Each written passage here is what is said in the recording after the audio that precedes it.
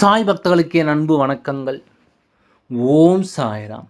என் அன்பு குழந்தையே, ஒரு சுப மங்கள செய்தியுடன் தான் இன்று உன் வீட்டை தேடி வந்துள்ளேன். உன் மனதில் நம் வீட்டில் சுபகாரியம் நடக்கவே இல்லையே, எவ்வளவுதான் முயற்சி செய்தாலும் தடைகள் பல வந்து ஏதேதோ பிரச்சனைகள் வந்து பாதியிலேயே நின்று விடுகின்றது என்ற எண்ணம் இருக்கிறது.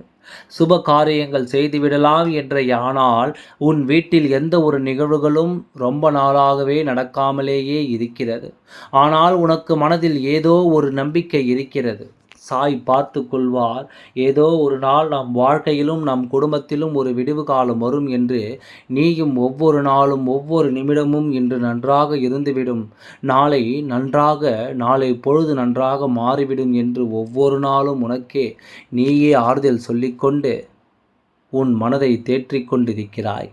உன்னை பார்க்கும் பொழுது பெருமையாகத்தான் இருக்கிறது.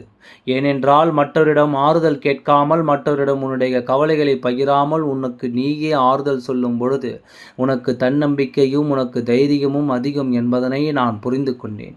உன்னுடைய தன்னம்பிக்கையும் உன்னுடைய எண்ணங்களும் நல்ல விதத்தில் இருக்கும் பொழுது நீ எந்த ஒரு தேவையில்லாத விஷயங்களுக்கும் கவலைப்படாமல் இந்த சாயப்பாவை நம்பி இருக்கிறாய்.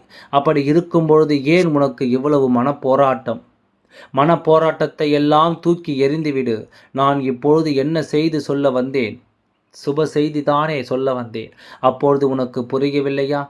உன் உன் சுப நிகழ்ச்சிகள் நடக்கப் போகிறது. உன் வீட்டில் சுப நிகழ்ச்சிகள் நடக்கப் போகிறது. கோலாகலமான நிகழ்வுகள் உன்னுடைய குடும்பத்தில் இருக்கும் நபருக்கு நடக்கப் போகிறது.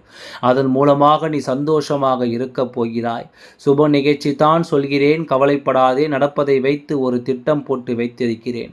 நீ எந்த ஒரு திட்டத்தையும் தீட்டாதே. நான் உனக்காக திட்டத்தை தீட்டி வைத்திருக்கிறேன். அதுபோல சந்தோஷமாக மனநிறைவாக நிகழ்ச்சிகள் நடந்து முடியும். ஒவ்வொரு நிமிஷமும் உனக்காக நான் ஏற்பாடு செய்து வைத்திருக்கும் பொழுது எதற்கும் நீ கவலைப்பட வேண்டாம். எல்லாம் மங்களகரமான திருப்திகரமாக நடக்கும். கவலை இல்லாமல் சந்தோஷமாக இரு. எந்த ஒரு தடையும் வராது. யாரும் வந்து உனக்கு எந்த ஒரு இடைஞ்சலும் தரமாட்டார்கள். தைரியமாக இரு. எப்பொழுதும் உன் கூடவே நான் இருக்கின்றேன். ஓம் சாய்ராம். நன்றி, வணக்கம்.